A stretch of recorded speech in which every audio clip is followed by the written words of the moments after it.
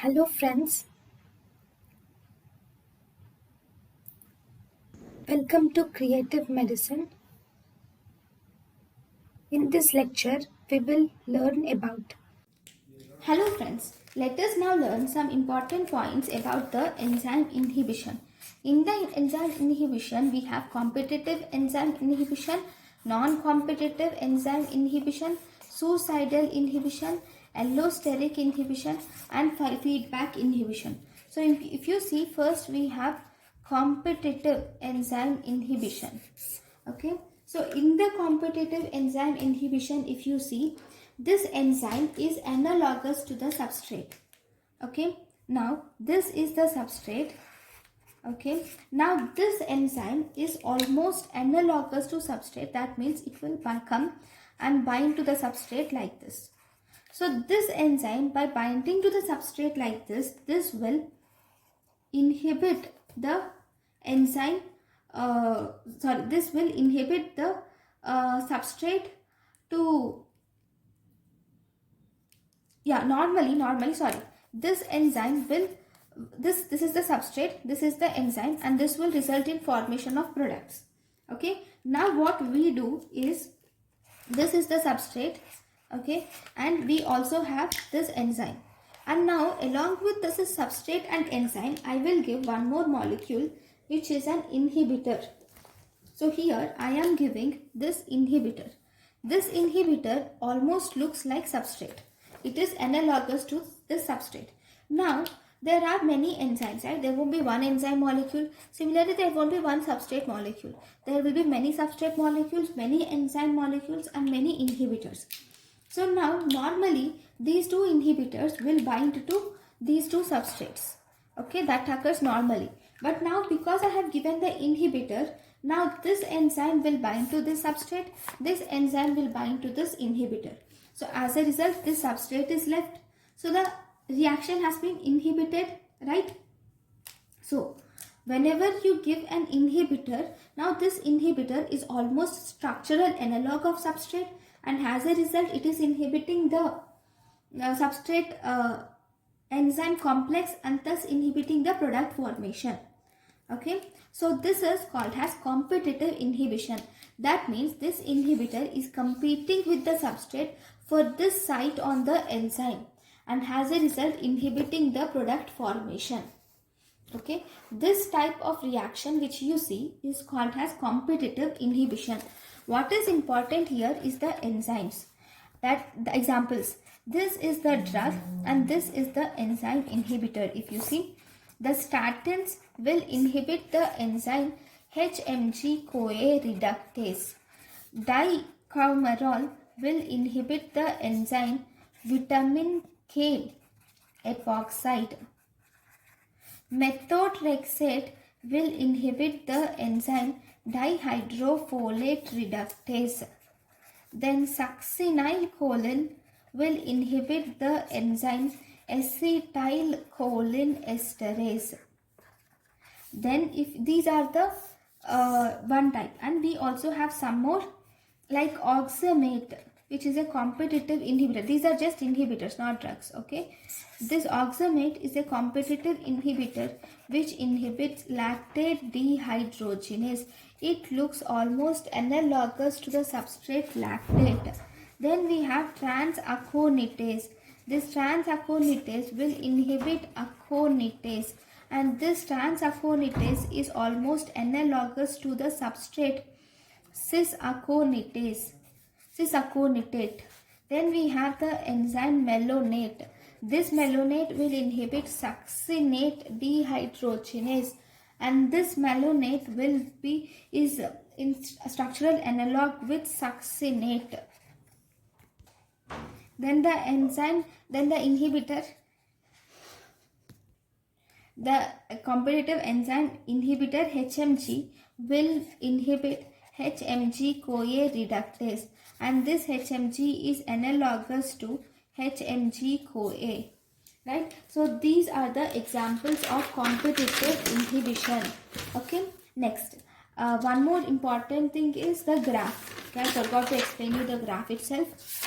So yeah, the graph is, if you see, this is the Vmax and this is the substrate concentration, sorry, velocity, and this is the substrate concentration. So if you see this enzyme, if you use only substrate, there is increase in the reaction when you use enzyme, and once all the sites have been filled, then the reaction will become stabilized. First the velocity of reaction will increase, and after complete saturation the velocity of reaction becomes same, even with the increase in the substrate concentration. Now the velocity of reaction becomes constant even when you increase the substrate concentration. Now if you use, this is only substrate, now you are using substrate plus inhibitor. Now because of the inhibitor, the rate of the reaction will definitely decrease. It won't be similar to the prior one. So there is decreased, and as you increase the substrate, now when the concentration of the substrate is increases and when the concentration of substrate is more than the inhibitor. For example, see, there are only these three substrates and there is only one inhibitor. Okay, and there are two inhibitors. Think that there are two inhibitors, there are three substrates, and this is the enzyme.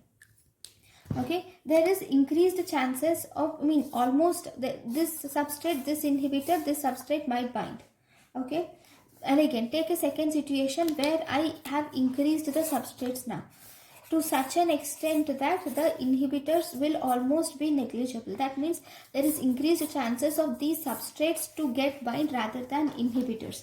So if you see the probability of binding substrates here, it will be around 2, 3, 4, 5, 6, 7. 7 out of 9. Whereas the probability of inhibitor to bind to this enzyme will be around 2 out of 9.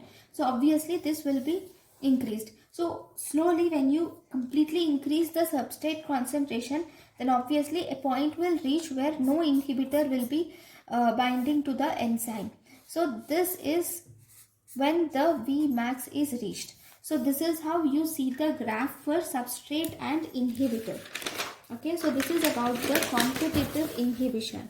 Then after the competitive inhibition, we have second type of inhibition, which is called as non-competitive inhibition. So in this non-competitive inhibition, if this is the enzyme, okay, now the substrate will bind to this site, okay, and it will result in formation of product. Very good. Now I have given an inhibitor. Now the inhibitor will come and bind to the other site. Okay, now this inhibitor will come and bind to this site. Once the inhibitor binds to the enzyme to the other site, now what this inhibitor does is, this inhibitor will bring about conformational change in the enzyme in such a way that now the substrate cannot bind to this enzyme, because the substrate is looking like this, right? Now there is no site where this site, because of this conformational change. So obviously this is inhibiting the enzyme completely, right? So if we draw a graph here, the similar graph, okay, I will first draw the normal graph. This is the normal graph where the rate of reaction increases, and after a certain extent the rate of reaction becomes constant even on increasing the substrate concentration. This is velocity. Now we are giving this inhibitor. This inhibitor has inhibited the substrate enzyme complex by bringing about conformational change of enzymes. So as a result, now the velocity of reaction will decrease.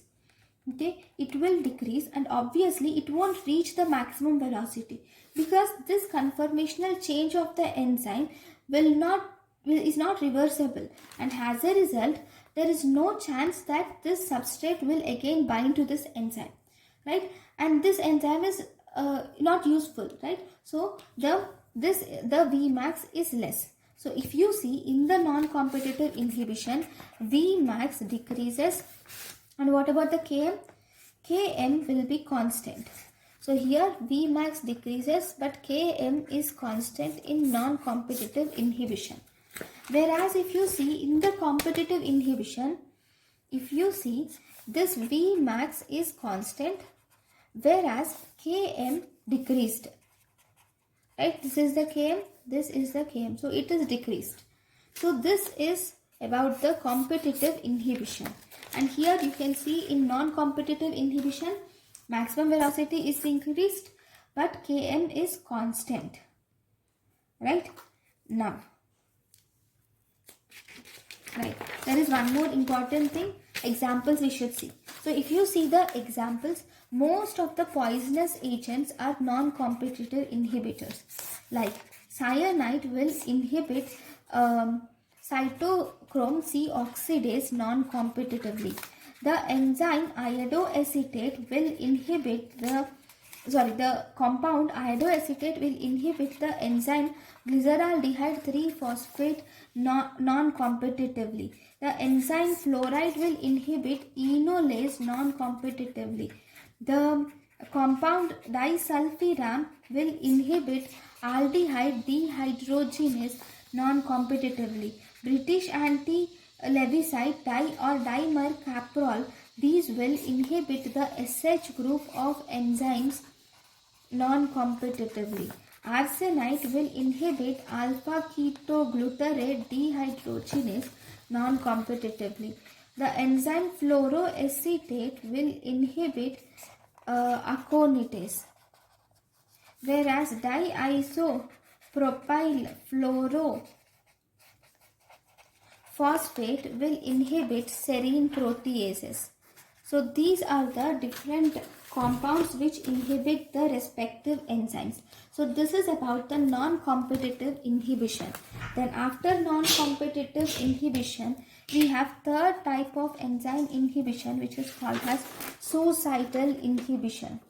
Okay, in this suicidal inhibition, here there is inhibitor will bind to the enzyme, and this inhibitor is so potent that it will form irreversible. It will become irreversibly, it binds to the enzyme. Okay, that is about suicidal inhibition. And this inhibitor will also die, resulting in death of the enzyme also. So the examples of suicidal inhibition are, we have allopurinol is a suicidal inhibition, will inhibit the xanthine oxidase. So if you see, allopurinol also combines with the xanthine oxidase and it forms alloxanthin. This alloxanthin will again inhibit the xanthine oxidase more than the normal. So in this, inhibitor combines with the enzyme to form inhibitor enzyme complex, which is more and more inhibits the enzyme. Okay, so this is called as suicidal inhibition. So here allopurinol normally inhibits the xanthine oxidase, but allopurinol combines with the xanthine oxidase to form alloxanthin. Now this alloxanthin even more inhibits the xanthine oxidase. So if you see one more example, we have trypanosomiasis. This trypanosomiasis, for this there is an enzyme called, there is a compound called as difluoromethylornithine is formed. This difluoromethylornithine will inhibit ornithine decarboxylase, whereas aspirin will also acetylate the cyclooxygenase active site and thus inhibits prostaglandin synthesis. So this is about the suicidal inhibition. Then after suicidal inhibition, we have something called as feedback inhibition. So if you see in feedback inhibition, in this, if you see, there is an enzyme, okay, which will combine with the substrate to form the product. Now this product will inhibit the enzyme activity. This is called as feedback inhibition. For example, with the help of purine synthesis, AMP is formed. This AMP is the end product of purine synthesis. Now this AMP will inhibit the first step of purine synthesis. So this is about the feedback inhibition. So these are the different ways of inhibition of the enzyme. Thank you guys for watching my lecture. Thank you.